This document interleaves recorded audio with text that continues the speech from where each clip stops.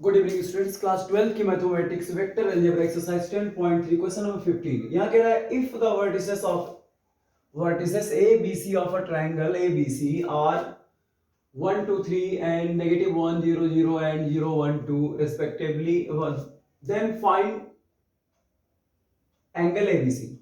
यहां कह रहा है कि a b और c जो एक ट्रायंगल के वर्टिसेस हैं, यानी पॉइंट a b c के कोऑर्डिनेट्स दिए गए हैं।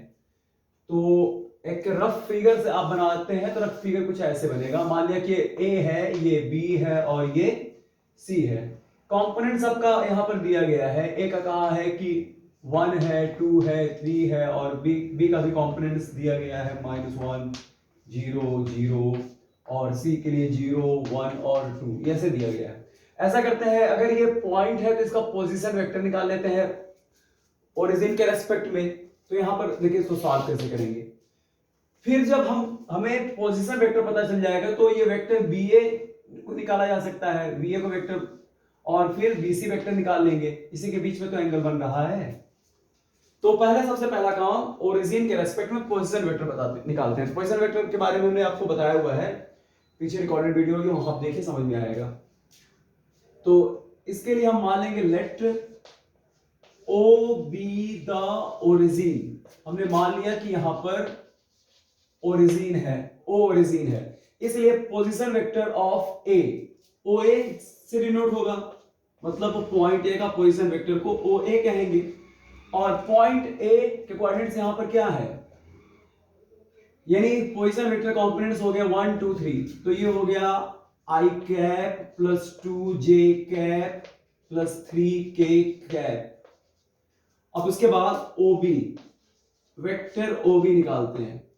तो पॉइंट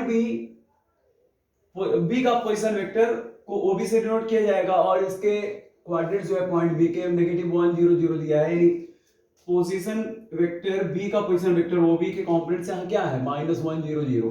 तो इसलिए इसको लिखा जाएगा माइनस आई कैप प्लस 0 जे कैप प्लस 0 के कैप। तो इसे इसका कोई मतलब है तो नहीं, इसको नेगेटिव आई कैप लिख देंगे, ये इस तरीके से हो गया। और ओसी निकाल लेते हैं, ओसी।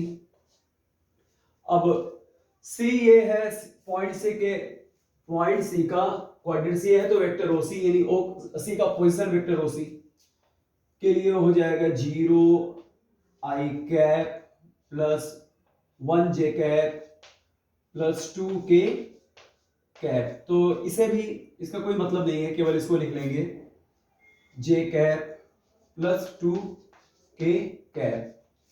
अब देखिए डिस्प्लेसमेंट वेक्टर होगा ये। ए बी कैसा वेक्टर है, डिस्प्लेसमेंट। मान लिया कोई पॉइंट कोई पार्टिकल है बी से ए पर गया, तो उसकी इनिशियल पोजीशन बी है और टर्मिनल पोजीशन ए है। तो पॉइंट बी से ए पर डिस्प्लेस्ड हुआ है, तो डिस्प्लेसमेंट वेक्टर तो हम लोग निकाल ही सकते हैं। डिस्प्लेसमेंट वेक्टर क्या निकालेंगे, बी ए। तो वेक्टर बी ए निकालने के लिए हमें पोजीशन वेक्टर ओ ए नेगेटिव करना पड़ेगा ओ बी से। तो ये सारे वेक्टर्स हमारे पास हैं। ओ ए देखिए ये है आई cap plus 2 j cap plus 3 k cap negative. और उसके बाद हमें क्या ओ बी सब्ट्रैक्ट करना है, तो नेगेटिव और ए भी नेगेटिव है, तो ये नेगेटिव और नेगेटिव, चलिए यहां दिखा देते हैं, नेगेटिव आई कैप। एक लाइन और लिख देते हैं यहां पर। तो ये हो गया i cap plus 2 j cap plus 3 k cap plus I cap.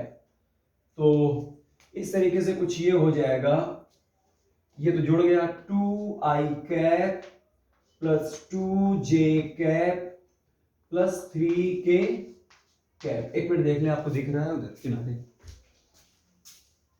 हाँ ठीक है।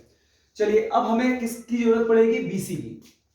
Displacement vector VC, VC displacement vector, क्योंकि मान लिया पॉइंट अगर इनिशियल पॉइंट बी था और डिस्प्लेस्ड हुआ सी पर गया, टर्मिनल पॉइंट उसका सी है, तो वेक्टर वीसी भी तो निकल सकता है, क्योंकि ये एंगल जो है इसी के बीच में बन रहा है।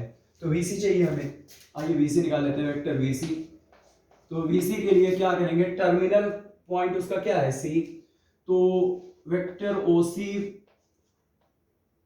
में से वेक्टर OB को सब्ट्रैक्ट करेंगे।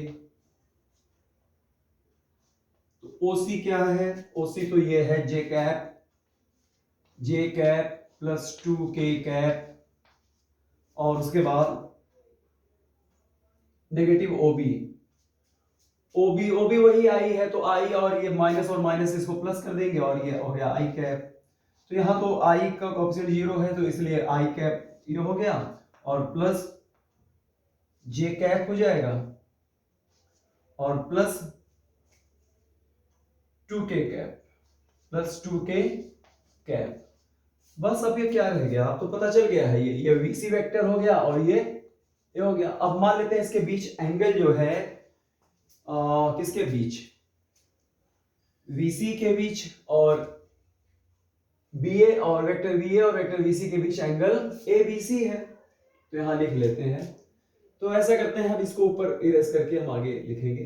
तो आप यहां तक कॉपी कीजिए, उसके बाद बताते हैं। स्टूडेंट्स ने यहां हमने इरेज करके इसको यहां लिख दिया। तो अब देखिए इसके बीच VC और वेक्टर BA के बीच एंगल जो है ये दिया गया है। तो यहां कहा है angle ABC is angle between, ये तो दिया ही गया है, किसी को तो पूछ रहा है, between vector VC and vector BA।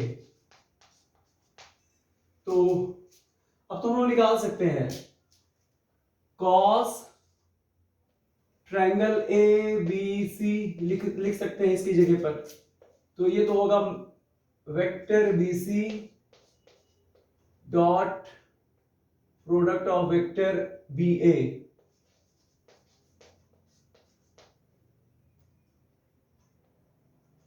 Upon magnitude of BC vector magnitude of BA vector.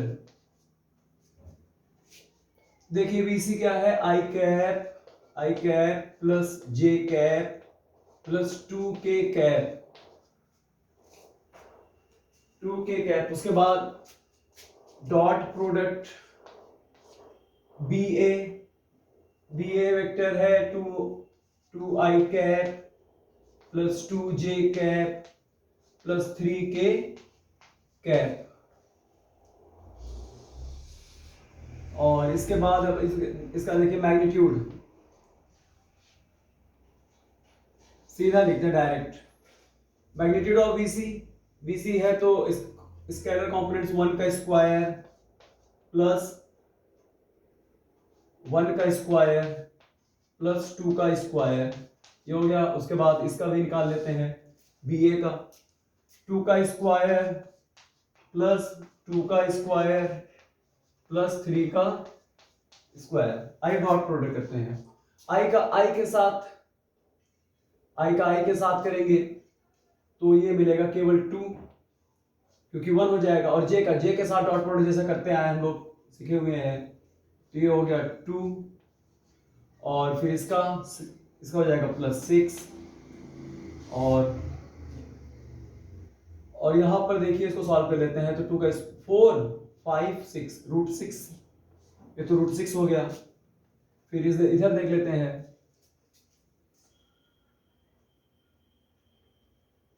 देखिए 2 का स्क्वायर 4 प्लस 4, और ये हो गया 9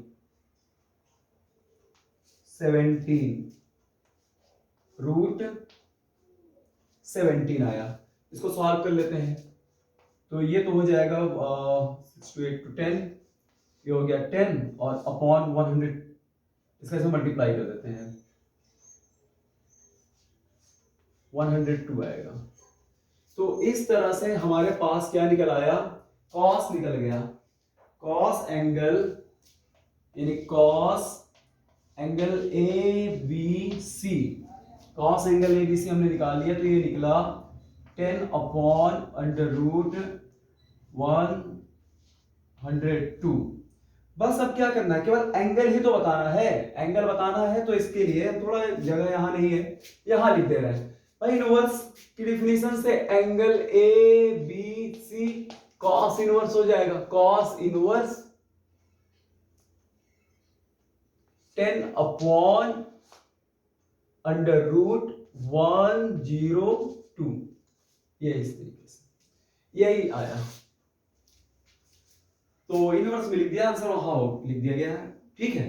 तो एंगल क्या मिलेगा, angle ABC cos inverse 10 upon under root 102। तो यही है, सॉल्व हो गया ये। इसको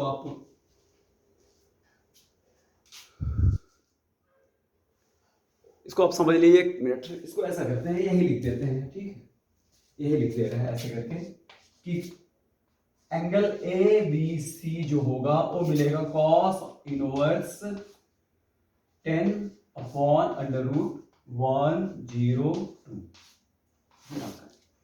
तो इसको आप कॉपी कीजिए, उसके बाद नेक्स्ट बताएंगे। Thank you.